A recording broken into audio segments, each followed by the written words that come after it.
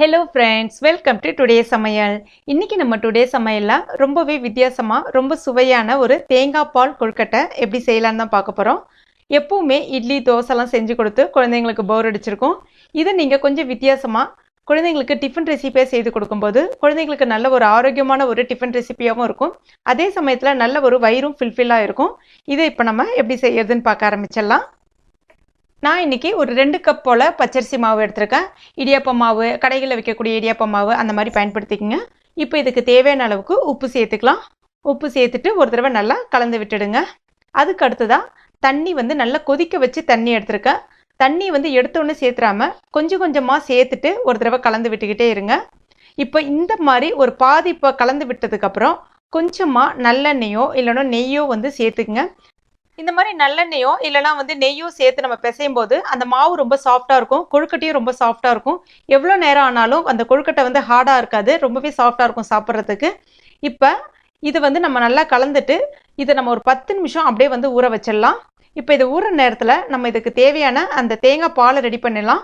அதுக்கு முதல்ல வெள்ளை பாகு ரெடி பண்ணிப்போம். அதுக்கு நான் 1 கப் போல் வெல்லம் எடுத்திருக்கேன். இப்போ 1 கப் போல் தண்ணி சேர்த்துக்கலாம். சேர்த்துட்டு இதை இப்போ நம்ம கொதிக்க விடுவோம்.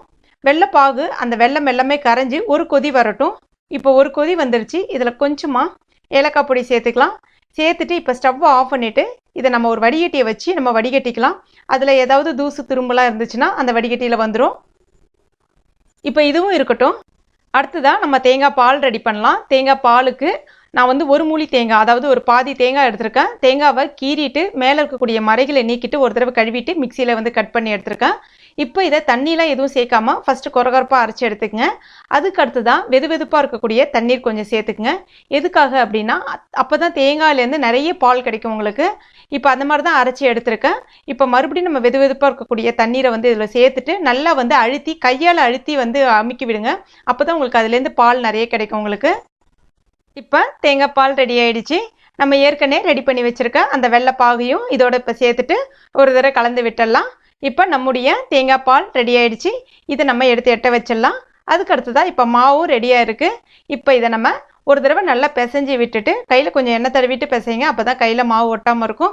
இந்த மாதிரி சின்ன சின்ன உருண்டைகளாக உருட்டிட்டு இந்த மாதிரி கட்டை விரலால் ஒரு தடவை நடுவில் ஒரு தடவை ப்ரெஸ் பண்ணி விடுங்க.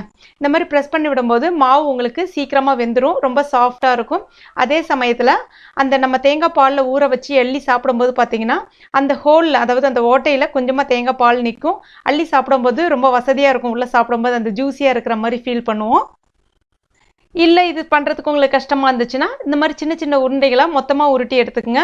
அதுக்கு அடுத்ததாக இந்த மாதிரி ஒரு ஃபோக் இருந்துச்சு அப்படின்னா அந்த ஃபோக்கில் இந்த மாவை கொஞ்சமாக வச்சுட்டு ஒரு முன்னையும் பின்னையுமா ஒரு 2 தடவை இல்லை 3 தடவை இந்த மாதிரி திருப்பி விட்டிங்கன்னா நல்லா உங்களுக்கு ஒரு ஷேப் கிடைக்கும். பார்க்கறதுக்கு கொஞ்சம் டிஃப்ரெண்ட்டாக பாஸ்தா மாதிரியே இருக்குது அப்படின்னு சொல்லிட்டு குழந்தைங்களும் ரொம்பவே விரும்பி சாப்பிடுவாங்க. ரொம்ப டேஸ்டியாக இருக்கும்.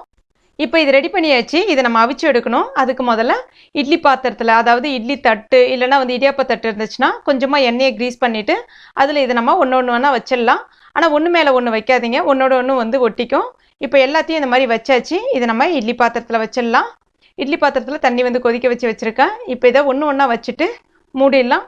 ஒரு 7லேருந்து ஒரு 10 நிமிஷம் மீடியம் ஃப்ளேமில் இருக்கட்டும். இப்போ ஒரு 10 நிமிஷம் ஆயிடுச்சு. இதை இப்போ நம்ம திறந்து பார்த்தலாம்.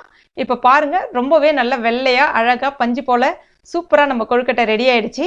இது அப்படியே சூடாக இருக்கும்போதே நம்ம ரெடி பண்ணி வச்சுருக்க அந்த தேங்காய் பாலில் சேர்க்கணும்.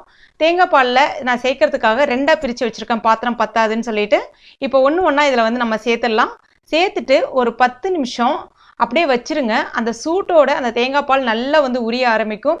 நல்லா உறிஞ்சதுன்னா அதனுடைய கலர் கொஞ்சம் மாறி அதனுடைய சுவையும் சூப்பராக இருக்கும். இப்போ ஒரு 10 நிமிஷம் இருக்கட்டும். இப்போ ஒரு 10 நிமிஷம் ஆயிடுச்சு. இப்போ பாருங்கள், நல்ல ஊறி ஜோராக சூப்பராக இருக்குது பாருங்கள். இதே மாதிரியே நீங்கள் குழந்தைங்களுக்கோ இல்லை பெரியவங்களுக்கோ சர்வ் பண்ணுங்கள். இது ஃபுல்லி ஹெல்தி தான், ரொம்ப ரொம்ப டேஸ்டியாக இருக்கும். நல்ல ஒரு ஃபுல்ஃபில்லான ஒரு டிஃபன் ரெசிபியாகவும் செய்து கொடுக்கலாம். இல்லை ஈவினிங் குழந்தைங்களுக்கு ஒரு ஸ்நாக்ஸ் ரெசிபியாக கூட செஞ்சு கொடுக்கலாம். இது ரொம்ப ரொம்ப டேஸ்டியாக இருக்கும். ஃப்ரெண்ட்ஸ், கண்டிப்பாக ட்ரை பண்ணி பார்த்துட்டு மறக்காமல் எனக்கு கமெண்ட் பண்ணுங்கள். இந்த வீடியோ பிடிச்சிருந்துச்சுன்னா லைக் பண்ணுங்கள், ஷேர் பண்ணுங்கள். மேலும் இது போன்ற டேஸ்டி ரெசிபிகளுக்கு நம்ம டுடே சமையல் இது வரைக்கும் நீங்கள் சப்ஸ்கிரைப் பண்ணாத நண்பர்கள் உடனே சப்ஸ்கிரைப் பண்ணிங்க. கூடவே மறக்காமல் அந்த பெல் நோட்டிஃபிகேஷன் சிம்லையும் ப்ரெஸ் பண்ணிங்க. தேங்க்யூ.